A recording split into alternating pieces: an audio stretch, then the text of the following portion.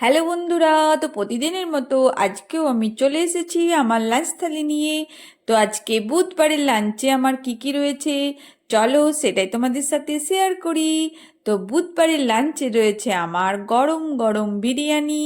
তো আজকে আমি ভাত করিনি, আজকে বিরিয়ানি করেছি, চিকেন বিরিয়ানি। তো চিকেনের সাথে আলু আছে, ডিমও আছে। তো আজকে মনে হলো বিরিয়ানি খাবো, ঠান্ডা ঠান্ডা একটু ওয়েদারটা, আর একটু শীত শীতও করছিল। তো ভাত খেতে মাঝে মাঝে ইচ্ছে করে না, আর মেয়ে তো আছে বাড়িতে, এই জন্য মেয়ের তো একদমই ইচ্ছে করে না, প্রায় বলে মা প্রতিদিন কেন ভাত করো, রুটিও করতে পারো। তো আমি ভাবছি শীতে মাঝে মাঝে এরকমই করব, প্রতিদিন ভাত করব না, মাঝে সাঝে একটু কম করেই রান্না করে রুটি টুটিও করব। হ্যাঁ, প্রতিদিন কিন্তু খুব ঠান্ডা ওয়েদারে ভাতটা খেতে ভালো লাগে না। তো আজকে বিরিয়ানি বানিয়ে নিলাম আর স্যালাড করে নিয়েছি। আর আজকে স্যালাডটা আমার মেয়েই কেটেছে, মেয়েই সাজিয়েছে, কিন্তু আগের থেকে আমি লেবু নুন দিইনি।